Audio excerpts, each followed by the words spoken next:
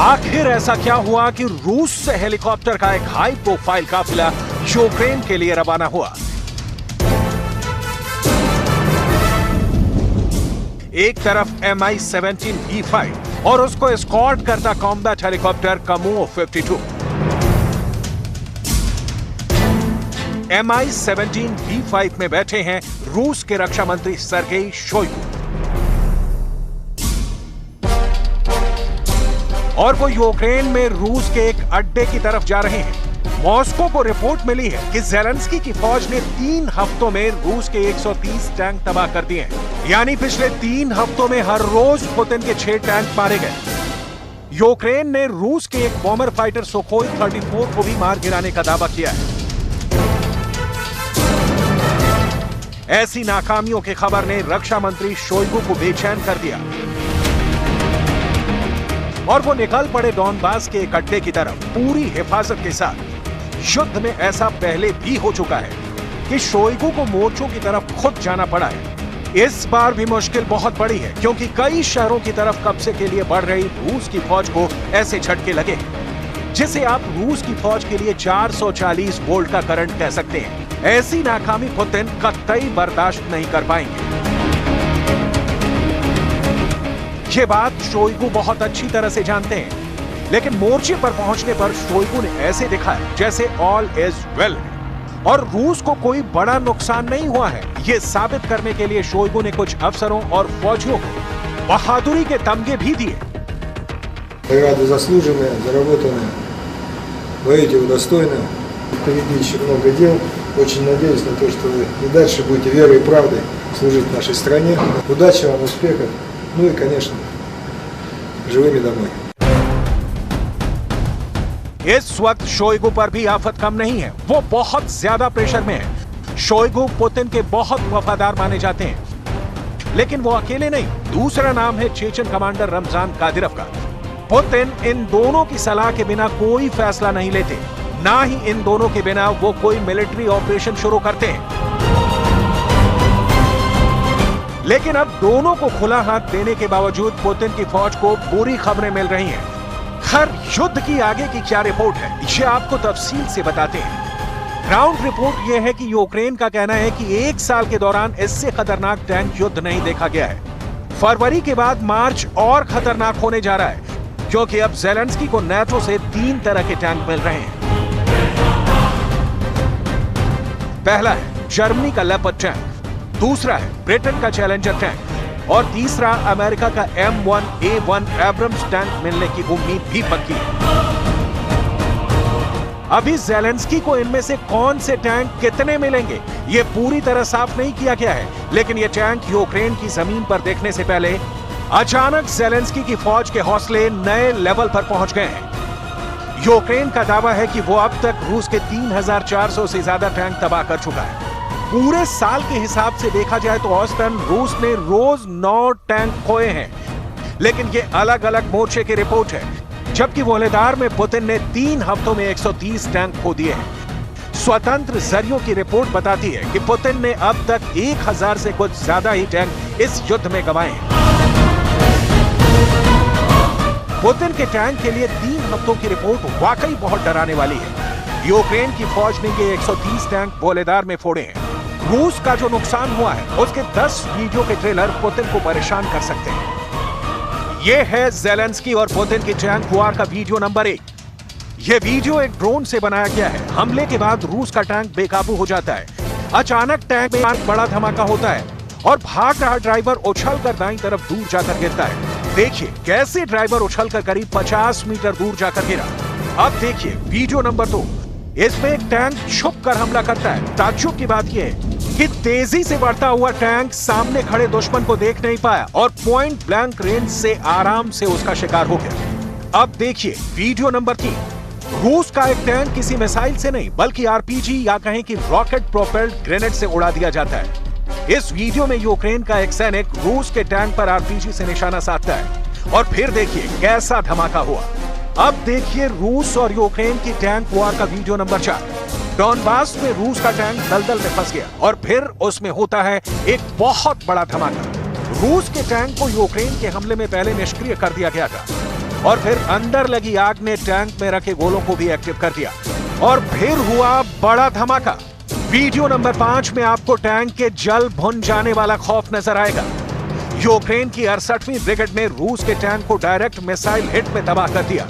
यह टैंक खेतों के बीच छुपकर और आगे पीछे होते हुए हमले कर रहा था कि तभी इस टैंक पर यूक्रेन की फौज एंटी टैंक गाइडेड मिसाइल से हमला करती है।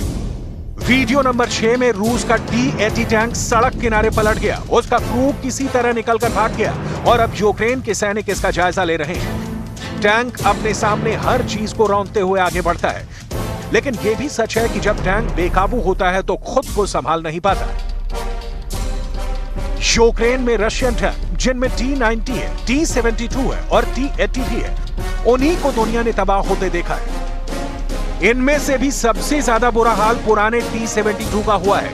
कई हमलों में ऐसा हुआ है कि T-72 टैंक का ऊपरी हिस्सा यानी टर्रेट धमाके के बाद तेजी से उड़ जाता है।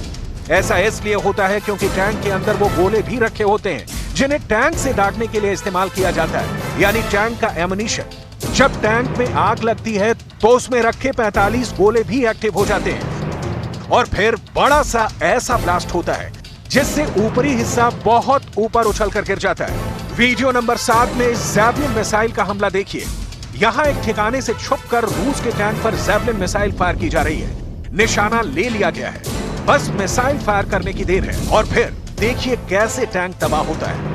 वीडियो नंबर 8 में टारगेट बनता है रूस का T-80 टैंक। ये वीडियो यूक्रेन के एक ड्रोन ने बनाया है और आप इसमें रूस की टैंक पावर की गिरती हुई साख को बहुत आराम से देख सकते हैं।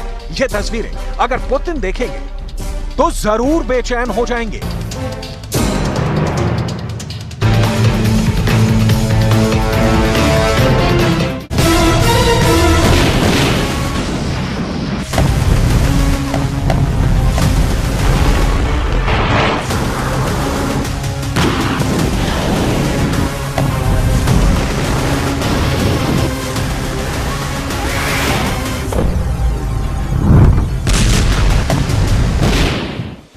क्या रूस और यूक्रेन की जंग परमाणु हमले का गवाह बनेगी?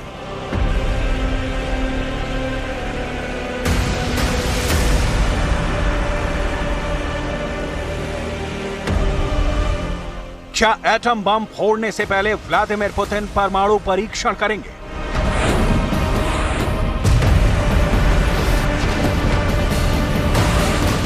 क्या रूस के जवाब में जो बाइडेन भी परमाणु टेस्ट का ऑर्डर देंगे?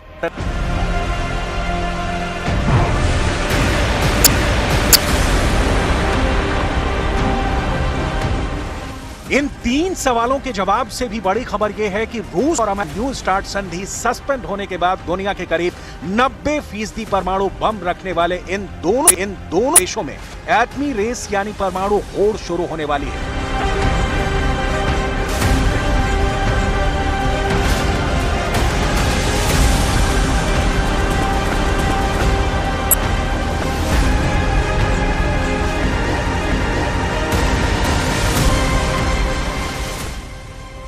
एक रिपोर्ट के मुताबिक न्यू स्टार्ट संधि की मौजूदगी में रूस और अमेरिका अपने अपने परमाणु हथियारों को दोगुना कर सकते हैं। परमाणु बमों की लिमिट तय करने वाले करार को स्थगित कर व्लादिमीर पुतिन ने अपने इरादे पहले ही जता दिए हैं।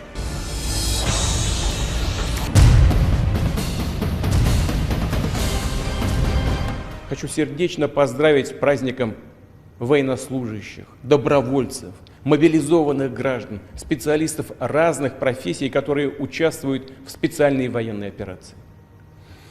Сейчас наши бойцы героически сражаются с неонацизмом, пустившим корни на Украине.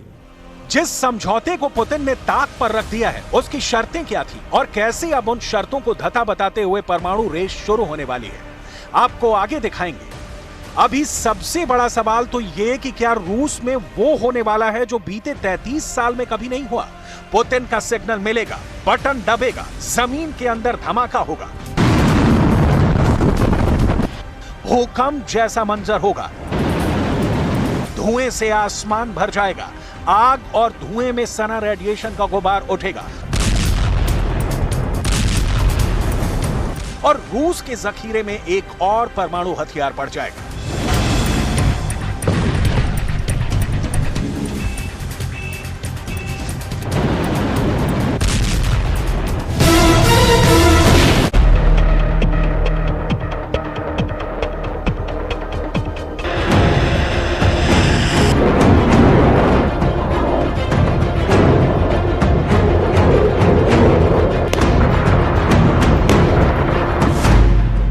ज़ेलेंस्की के एयर डिफेंस ने कमाल कर दिया।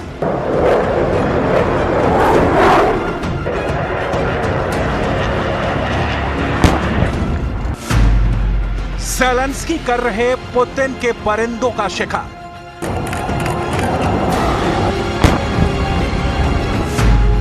यूक्रेन में बना Su-35 का शमशान।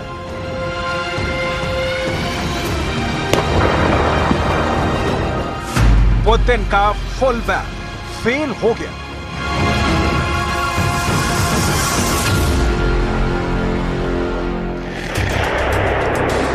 रूस और यूक्रेन के बीच जारी जंग को 1 साल पूरा हो चुका है। यूक्रेन के डॉनबास के कई इलाकों में रूस और यूक्रेन के बीच भीषण जंग चल रही है।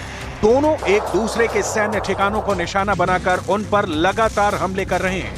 रक्षा विशेषज्ञों का मानना है कि रूस ने जंग के कई मोर्चों पर पीछे हटने और शिकस्त खाने के बाद अपनी रणनीति में फिर बदलाव किया है और इसका असर जंग के मैदान में भी नजर आ रहा है। रक्षा विशेषज्ञों का मानना है कि जंग में भले ही रूस के पास यूक्रेन के खिलाफ बेहतर एयरक्राफ्ट है, लेकिन अमेरिका और नाटो से मिले एयर सिस्टम की बदौलत यूक्रेन की सेना बड़े अच्छे तरीके से रूस के लड़ाकू विमानों को निशाना बनाकर उनका इस्तेमाल कर रही है।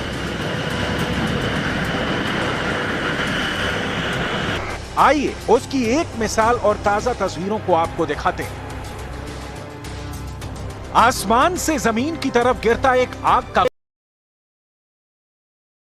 चलेगी तो आप भी जाएंगे। दरअसल आग के शोलों से घिरा ये रूस की वायुसेना का Su-35 लड़ाकू विमान है। यूक्रेन का दावा है कि उसके एयर डिफेंस सिस्टम ने डोनेस्क में एंटी एयरक्राफ्ट मिसाइल का इस्तेमाल करते हुए Su-4 को नष्ट कर दिया। खबर के मुताबिक Su-35 के जमीन पर टकराने से पहले ही विमान में बैठे दोनों पायलट इजेक्ट कर गए। आइए अब आपको ये बता दें कि Su-34 को यूक्रेन ने मार गिराया है। उसे नाटो पुतिन का फुल बैक कहता है और नाटो के मुताबिक Su-35 रूस की वायुसेना का एक मीडियम रेंज का सुपरसोनिक बॉम्बर और स्ट्राइक लड़ाकू विमान है। यूक्रेन का दावा है कि उसने Sukhoi 34 के अपग्रेडेड वर्जन Su-35 M2 को मार गिराया है। जनवरी 2023 में रूस ने दावा किया था कि उसने Sukhoi 34 के अपग्रेडेड वर्जन Su-34 M2 को जंग में उतार दिया है। अगर ये सच है तो फिर यूक्रेन का दावा सही है और Su-34 M2 का नष्ट होना पुतिन के लिए एक बड़ा धक्का है। फिलहाल रूस Su-34 के 3 version Su-34, Su-34M, Su-34 M2 का इस्तेमाल कर रहा है।